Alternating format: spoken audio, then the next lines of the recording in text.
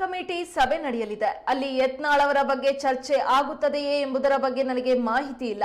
ಆಡಳಿತ ಪಕ್ಷವನ್ನ ಎದುರಿಸುವ ನಿಟ್ಟಿನಲ್ಲಿ ನಾವೆಲ್ಲ ಒಟ್ಟಾಗಿ ಹೋಗಬೇಕು ಎಂಬುದು ನನ್ನ ಅಪೇಕ್ಷೆ ಎಂದು ಮಾಜಿ ಸಿಎಂ ಬಿಎಸ್ ಯಡಿಯೂರಪ್ಪ ಹೇಳಿದ್ದಾರೆ.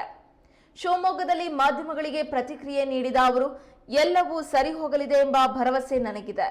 ನಾಳೆ ಈ ಕುರಿತ ಎಲ್ಲ ಗೊಂದಲಗಳಿಗೂ ತೆರೆ ಬಿದ್ದು ನಾವೆಲ್ಲ ಒಟ್ಟಾಗಿ ಹೋಗಲು ಸಾಧ್ಯವಾಗುತ್ತದೆ ಎಂಬ ಭರವಸೆ ಇದೆ. ನಮ್ಮ ಹೋರಾಟ ಕಾಂಗ್ರೆಸ್ ವಿರುದ್ಧವೇ ಹೊರತು ನಾವೇ ಬಡಿದಾಡಿಕೊಳ್ಳೋದಲ್ಲ.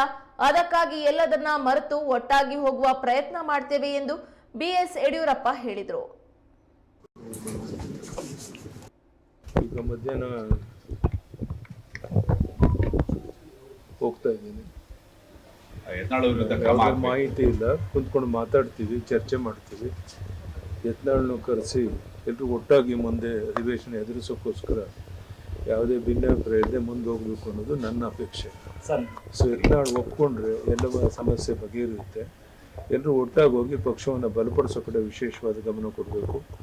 ಆ ದಿಕ್ಕಿನಲ್ಲಿ ನಾನೇನು ಸಲಹೆ ಕೊಡೋಕ್ಕೆ ಸಾಧ್ಯ ಇದೆ ನಾಳೆ ಸಲಹೆ ಕೊಡ್ತೇನೆ.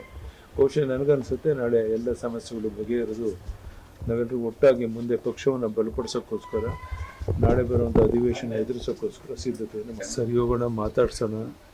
ಮನುಷ್ಯ ಸ್ವಭಾವದ ಕೆಲವು ವೀಕ್ನೆಸ್ ಇರುತ್ತೆ, ಎಲ್ರಿಗೂ ಇರುತ್ತೆ.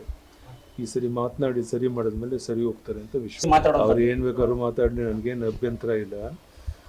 ನನ್ನ ಉದ್ದೇಶ ಎಲ್ಲರೂ ಒಟ್ಟಾಗಿ ಹೋಗ್ಬೇಕು, ಈ ಅಧಿವೇಶನ ಎದುರಿಸಬೇಕು ಅನ್ನುವಂಥದ್ದು. ನಮ್ಮ ಹೋರಾಟ ಕಾಂಗ್ರೆಸ್ ವಿರುದ್ಧನೇ ಹೊರತು ನಮ್ಮಲ್ಲೇ ಬಡದಾಡ್ಕೊಳ್ಳುವಂಥದ್ದು ನಮ್ಮ ಪಕ್ಷಕ್ಕೆ ಹೆಚ್ಚು ಶಕ್ತಿ ಕೊಡೋದಿಲ್ಲ. ಅದಕ್ಕಾಗಿ ಎಲ್ಲವನ್ನ ಮರೆತು ಒಟ್ಟಾಗಿ ಹೋಗೋಕೆ ಪ್ರಯತ್ನ ಮಾಡ್ತೀವಿ. ನಾನು ಮಾತಾಡ್ತೇನೆ ಅಲ್ಲ, ಇದು ನಾವು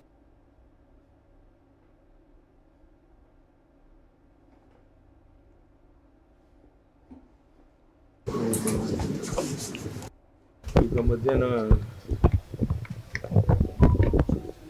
ಹೋಗ್ತಾ ಇದ್ದೀನಿ.